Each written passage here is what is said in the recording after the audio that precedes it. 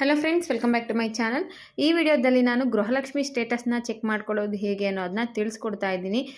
ಇದಕ್ಕಿಂತ ಮುಂಚೆ ಗೃಹಲಕ್ಷ್ಮಿ ಸ್ಟೇಟಸ್ನ ಹೇಗೆ ಚೆಕ್ ಮಾಡ್ಬೋದಿತ್ತು, ಇವಾಗ ಯಾವ ರೀತಿ ಚೆಕ್ ಮಾಡಬಹುದು, ಸರ್ಕಾರ ಹೊಸ ರೂಲ್ಸ್ ಏನಾದರೂ ಜಾರಿಗೆ ತಂದಿದೆಯಾ, ಕಂಪ್ಲೀಟ್ ಇನ್ಫಾರ್ಮೇಷನ್ ಈ ವಿಡಿಯೋದಲ್ಲಿ ನಾನು ನಿಮಗೆ ತಿಳಿಸ್ಕೊಡ್ತೀನಿ.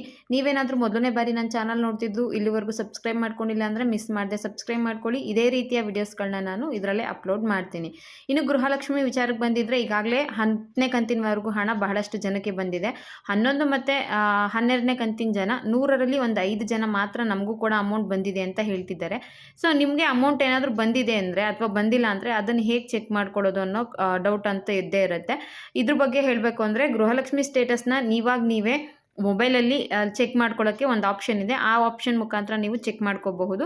ಅದು ಬಿಟ್ಟು ನೀವು ಇನ್ನೂ ಚೆಕ್ ಮಾಡ್ಕೋಬೇಕು, ನಮಗೆ ಇನ್ನೂ ಕ್ಲಿಯರ್ ಡೀಟೇಲ್ಸ್ ಬೇಕು ಅಂದರೆ ನಿಮ್ಮ ಮಹಿಳಾ ಮತ್ತು ಮಕ್ಕಳ ಕಲ್ಯಾಣ ಇಲಾಖೆಗೆ ಕಾಂಟ್ಯಾಕ್ಟ್ ಮಾಡಬಹುದು ಅಥವಾ ತಾಲೂಕು ಆಫೀಸ್ಗಳಿಗೆ ಕಾಂಟ್ಯಾಕ್ಟ್ ಮಾಡಿದ್ರೆ ಅಲ್ಲಿ ನಿಮಗೆ ಗೃಹಲಕ್ಷ್ಮಿ ಹಣದ ಬಗ್ಗೆ ಕಂಪ್ಲೀಟ್ ಇನ್ಫಾರ್ಮೇಷನ್ ಸಿಗುತ್ತೆ.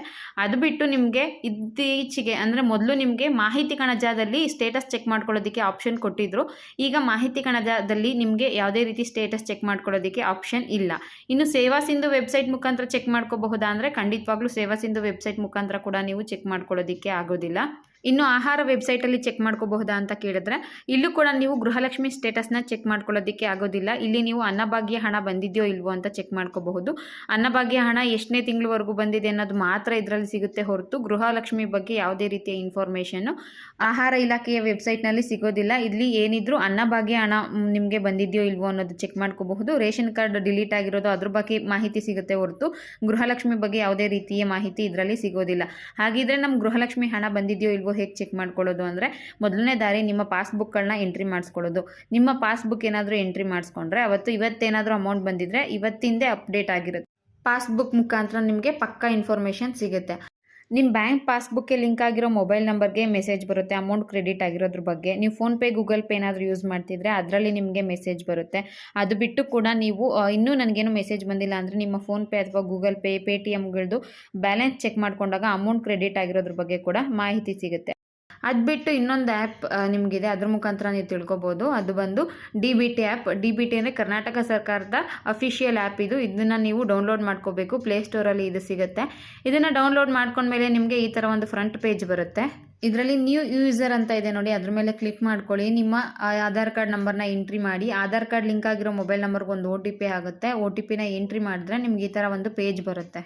ಇದರಲ್ಲಿ ನಿಮ್ಮ ನೇಮ್, ಜೆಂಡರ್ ಎಲ್ಲ ಕರೆಕ್ಟಾಗಿ ಬರುತ್ತೆ. ಮೊಬೈಲ್ ನಂಬರ್ ಮಾತ್ರ ಒಂದು ಎಂಟ್ರಿ ಮಾಡಿಕೊಂಡು ನೆಕ್ಸ್ಟ್ ಈ ಥರ ಒಂದು ಪೇಜಿಗೆ ಬರುತ್ತೆ ನೋಡಿ. ಅದರಲ್ಲಿ ಪೇಮೆಂಟ್ ಸ್ಟೇಟಸ್ ಅಂತ ಇದೆ, ಆಧಾರ್ ಸೀಡಿಂಗ್ ಸ್ಟೇಟಸ್ ಅಂತ ಇದೆ.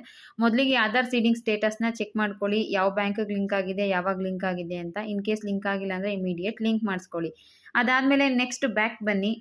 ಈಗ ಪಾವತಿ ಸ್ಥಿತಿ ಅಂತ ಇದೆಯಲ್ಲ ಅದ್ರ ಮೇಲೆ ಕ್ಲಿಕ್ ಮಾಡ್ಕೊಳ್ಳಿ. ನೆಕ್ಸ್ಟ್ ನಿಮಗೆ ಗೃಹಲಕ್ಷ್ಮಿ, ಅನ್ನಭಾಗ್ಯ, ವೃದ್ಧಾಪ್ಯ ಪಿಂಚಣಿ 3 ಆಪ್ಷನ್ ಬರುತ್ತೆ.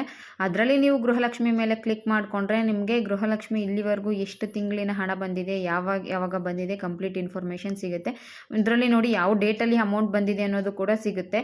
ನೀವು ಸ್ವಲ್ಪ ಅದನ್ನು ನೀಟಾಗಿ ನೋಡಿದ್ರೆ ಎಷ್ಟು ತಿಂಗಳಿನ ಹಣ ಬಂದಿದೆ ಗೊತ್ತಾಗುತ್ತೆ, ಮತ್ತು ಯಾವ ಬ್ಯಾಂಕ್ ಅಕೌಂಟ್ಗೆ ಹಣ ಬಂದಿದೆ ಅನ್ನೋದು ಕೂಡ ಗೊತ್ತಾಗುತ್ತೆ. UTR ನಂಬರ್ ಕೂಡ ಜನ್ರೇಟ್ ಆಗಿರುತ್ತೆ. DBTಯಲ್ಲಿ ನಿಮಗೆ ಪಕ್ಕ ಇನ್ಫಾರ್ಮೇಷನ್ ಸಿಗುತ್ತೆ.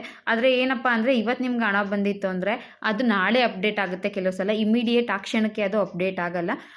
DBTಯಲ್ಲಿ ಪಕ್ಕಾ ಇನ್ಫಾರ್ಮೇಷನ್ ಸಿಗುತ್ತೆ. ಕೆಲವು ಸಲ 1 ದಿನ ಅಥವಾ 2 ದಿನ ಟೈಮ್ ತೊಗೊಳುತ್ತೆ ಅನ್ನೋದು ಬಿಟ್ಟರೆ ಅದರಲ್ಲಿ ನಿಮಗೆ ಪಕ್ಕಾ ಇನ್ಫಾರ್ಮೇಷನ್ ಸಿಗುತ್ತೆ. ಇದಿಷ್ಟು ಗೃಹಲಕ್ಷ್ಮಿ ಸ್ಟೇಟಸ್ ಚೆಕ್ ಮಾಡ್ಕೊಳ್ಳೋದ್ರ ಬಗ್ಗೆಗಿನ ಮಾಹಿತಿ ಆಗಿತ್ತು. ವಿಡಿಯೋ ಇಷ್ಟ ಆಗಿತ್ತು ಅಂದರೆ ಒಂದು ಲೈಕ್ ಮಾಡಿ, ಶೇರ್ ಮಾಡಿ, ಮಿಸ್ ಮಾಡದೆ ಸಬ್ಸ್ಕ್ರೈಬ್ ಮಾಡ್ಕೊಳ್ಳಿ. Thank you for watching friends.